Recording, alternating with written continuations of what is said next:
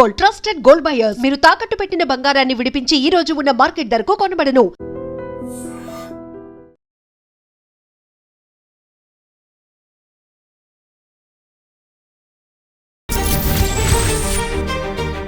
Welcome to I dream. ప్రతి నెల నేను చేసిన ఇంటర్వ్యూలు చూసి ఆదరిస్తున్న మీ అందరికీ నా ధన్యవాదాలు. ఇక మార్చి రిపోర్ట్.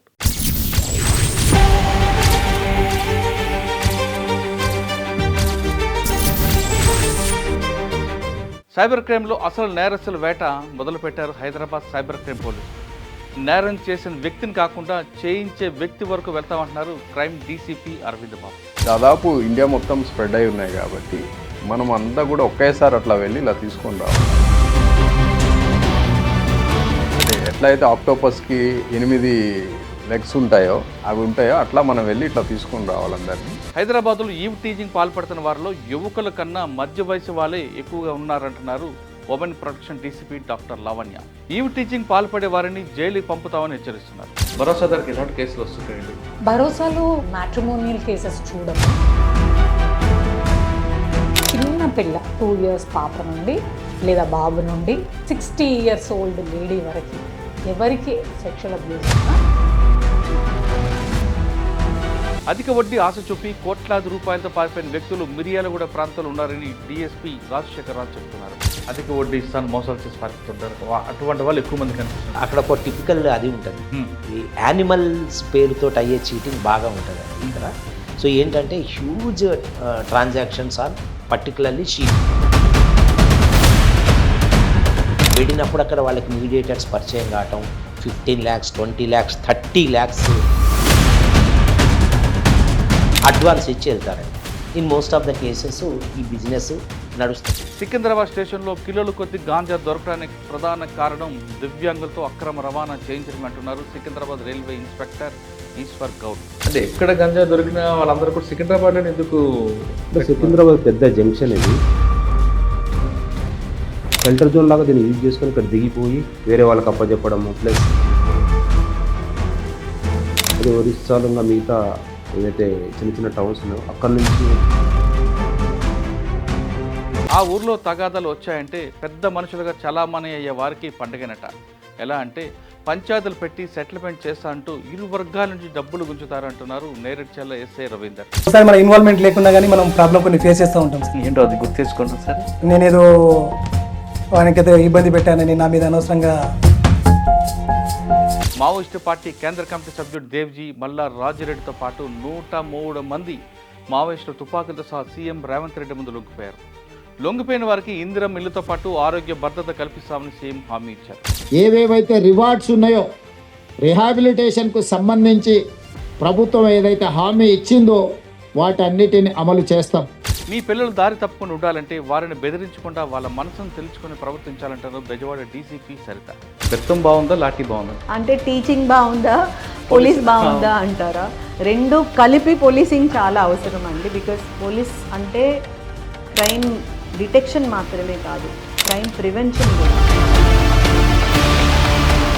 అడవిలోకి ఎందుకు వెళ్ళాం, ఎందుకు వచ్చాం, ఏం సాధించామని చెప్పారు మాజీ మావోయిస్ట్ ఆసన్న. దాదాపు 30 సంవత్సరాల పార్టీలో ఉండి మీ యవ్వనం అంతా పార్టీకి ఇచ్చి ఇంతకాలం ఫస్ట్ బయటపడి వస్తే రావద్దు అక్కడే ఉండి పోరాటం చెప్పడానికి వీలెవరండి? నేను అట్లాంటి వాటి మీద ఇప్పుడు కామెంట్ చేయండి. మార్పులకు అనుగుణంగా మనం మారాల్సినటువంటి అవసరం ఉంది. ప్రతికూలతల మధ్యనే ఉన్నాము, సమస్యలే ఎదుర్కొంటున్నాము. పార్టీకి ఇచ్చిన వాచ్ని కూడా ఇచ్చి కొంతమంది వస్తుంటారు. మీరేం చేశారు? మేము రాజకీయంగానే మా జనరల్ సెక్రటరీ ఉన్నప్పుడే ఎవరైతే నన్ను విమర్శిస్తున్నానో మా జనరల్ సెక్రటరీ చనిపోయినటువంటి 9వ రోజు 10వ రోజే నేను వాళ్ళని కలిసి ఇదే విషయాన్ని చెప్పినా వాళ్ళు ఇదే విషయాన్ని చర్చించారు. మేము ఒక నిర్ణయం తీసుకున్నాం కాబట్టి ఆయుధాలు తీసుకొని వచ్చినాం. విమర్శించేటువంటి వాళ్ళని విమర్శించనివ్వండి, అనివార్యం. అన్ని కనిపిస్తుంది, ఇప్పుడు కనిపిస్తున్నాయి. సైబర్ క్రైమ్ బారిన పడకుండా ఉండాలంటే ఆఫ్లైన్లో ఎంత అలర్ట్గా ఉంటామో ఆన్లైన్లో అంతకన్నా ఎక్కువగా ఉండాలంటున్నారు బెజవాడ డీసీపీ కృష్ణ ప్రసన్న గారు. మేము సిబిఐ నుంచి మాట్లాడుతున్నాం, మేము ఈడీ నుంచి మాట్లాడుతున్నాం. డిజిటల్ అరెస్ట్ క్రైమ్స్ అన్నీ కూడాను దే విల్ బి అక్కడ విక్టిమ్స్ ఎవరంటే senior citizens, retired officers, senior citizens. మార్చి 31 అమిత్ షా ఇచ్చిన డెడ్ లైన్ ముగిసిన తర్వాత ఆపరేషన్ కగార్ కొనసాగుతుందో లేదో వివరించారు ప్రముఖ విశ్లేషకులు సురేష్ కొచ్చేటి. మార్చి 31తో ఈ ప్రోగ్రాం అయిపోతుందా? మార్చి 31తో అన్నీ బంద్ అయిపోతుంది, అన్నీ కంప్లీట్గా చాప్టర్ క్లోజ్ చేస్తారంటే బహుశా ఉండదు. భారతదేశానికి స్వాతంత్రం వచ్చిన తర్వాత కొన్ని ఊర్లలో ఉండే వాళ్ళకి 2 సంవత్సరాలు 3 సంవత్సరాల తర్వాత కూడా తెలియాలండి భారతదేశానికి స్వాతంత్రం వచ్చిందని. 1950లో తెలిసింది. అట్లాంటి సంగతి ఇక్కడ కూడా ఉండొచ్చు. కానీ ఒక మెయిన్ థింగ్ మురళి గారు మీరు చెప్పిన పేర్లతో సహా గణపతి ఈజ్ మెయిన్. దొరసాని ప్రభావంతో కొందరు, భావజాల ప్రభావంతో మరికొందరు అడవి బాట పట్టాల్సి వచ్చిందంటున్నారు మాజీ మావోయిస్టులు పద్మ మరియు భాస్కర్. ఊర్లో ఒక దొరసాని అని ఉండే, ఆ ఇంటి ముందు నుండి పోతుంటే దండం పెట్టి పోవాలి. ఎందుకు ఇట్లున్నాయి సమాజం? పార్టీ మా ఇంటికి వచ్చేది దళం వాళ్ళు, మా నాన్న ఫ్రెండ్ ఉండే, వచ్చినప్పుడు అట్లా మేము పార్టీకి పరిచయం అయినాం. నేను లొంగిపోలేదు, అరెస్ట్ చేశారంటున్నారు మావోయిస్టు పార్టీ మాజీ కేంద్ర కమిటీ సభ్యుడు దేవ్జీ. ఇప్పుడు మీరు సరెండరా, అరెస్టా? అరెస్ట్, అది క్లియర్. ఎందుకంటే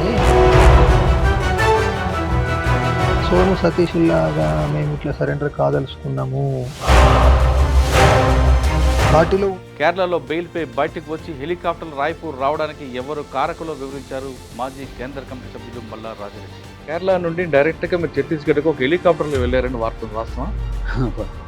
ఇప్పుడు అందరూ ఎవరైతే తీసుకెళ్ళారో వాళ్ళే చెప్పిన తర్వాత నేను దాన్ని చెప్పకుండా ఉండాల్సిన అవసరం ఏం లేదు. వాళ్ళ యొక్క అవసరాలు ఉండి వాళ్ళు అరేంజ్ చేసింది. రౌడీ షటల్ రోడ్డుపై బడిత పూజ ఎందుకు చేయాల్సి వచ్చిందో అసలు విషయం బయటపెట్టారు తెనాలి ఇన్స్పెక్టర్ రాములు నాయక్. ఈ యాక్చువల్లీ నల్గొండ ఫారెస్ట్లో కొండలు ఎక్కువ ఉంటాయి. వాళ్ళు అబ్జర్వ్ చేస్తూ ఉన్నారు. ఒక చెట్టెక్కి ఒక సెంట్రీ మధ్యాహ్నం 1 o'clock ఆ ప్రాంతంలో మేము సుమారు ఒక 1.5 kilometer దూరం హైట్ ఉంటుంది కొండ పైన చూస్తే కింద మూమెంట్ వస్తూ ఉంది.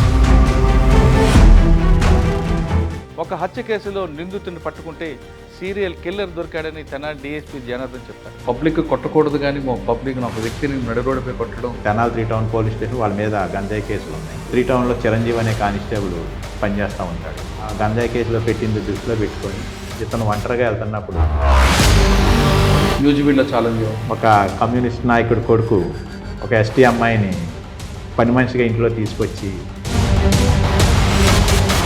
దండకార్యంలో జనతన్ సర్కార్ ఆదివాసీల కోసం చేసిన అభివృద్ధి కార్యక్రమాలు వివరించారు మాజీ మావోయిస్ట్ సోని అలియాస్ గంగా. సర్కార్ అంటే ఏందో అసలు తెలియదు నాకు. అది ఎట్లుంటుంది తెలియదు, ఎట్లా మీటింగ్ చేసుడు తెలియదు, ఏం తెలియదు. 6 శాఖలు, ఒకటి రక్షణ శాఖ, వ్యవసాయ శాఖ, వైద్యం, న్యాయ శాఖ అంటాం. మన ఊళ్ళో ఏమైనా గొడవలు అయితే అడవి రక్షణ కోసం, ఈ విద్యా సంస్కృతి, ఈ 6 శాఖలో ఫస్ట్ మా. ఆపరేషన్ సింధులో ఆకాష్ తన పాత్ర ఎలా నిర్వహించి చెప్పారు ప్రముఖ సైంటిస్ట్ డాక్టర్ చంద్రమౌళి గారు.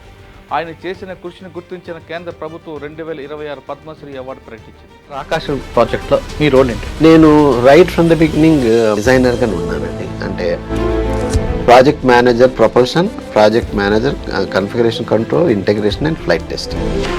గుంటూరులో ట్రాఫిక్ పెరగడానికి కారకులు ఎవరో చెప్పారు డిఎస్పీ బెల్లం శ్రీనివాస్. ప్రభుత్వాలు పిలుస్తున్నా ఇంకా లొంగకపోవడానికి కారణం వివరించారు అజ్ఞాతులున్న డీసీఎం మహేందర్. తొలిసారి అడవి నుండి ఆయన ఐ డ్రీమ్తో మాట్లాడారు. పార్టీ అనేది ఎప్పుడైనా ఇవాళ పార్టీ లేకుండా ప్రభుత్వం చేసినా కూడా రేపు పీడిత ప్రజలు పార్టీ పుట్టి వస్తుంది. కాబట్టి ఎప్పుడైనా పార్టీ ఉంటుంది. ఇది పీడిత ప్రజల పార్టీ కాబట్టి పార్టీ మోస్ట్ పార్టీ అనేది ఉంటుంది. కర్రీగుట్టలో మావోయిస్టుల ఏరువేతలో కానీ రోడ్డు వేయడంలో కానీ సిఆర్పిఎఫ్ పాత్ర ఏ విధంగా ఉంటుందో చెప్పారు కమాండెంట్ శ్రీ వాస్తవ.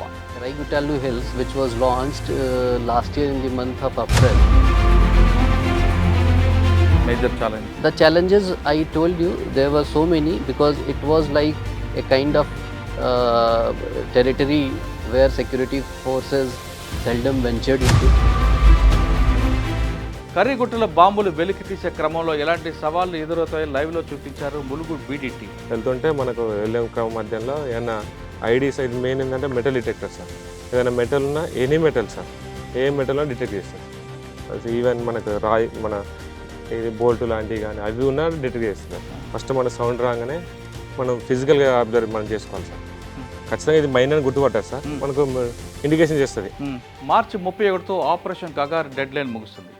31 తర్వాత కొనసాగుతుందా లేదా, ఒకవేళ కొనసాగితే దండకారణ్యం ఎలాగుంటుంది, కొనసాగకపోతే దండకారణ్యం ఏం జరగబోతుంది అనే విషయాన్ని ఐడ్రీమ్ దండకారణ్యం నుంచి గ్రౌండ్ రిపోర్ట్ ఇచ్చింది. అది ఏప్రిల్ నెలలో మీకోసం వస్తుంది. అంతవరకు నమస్తే.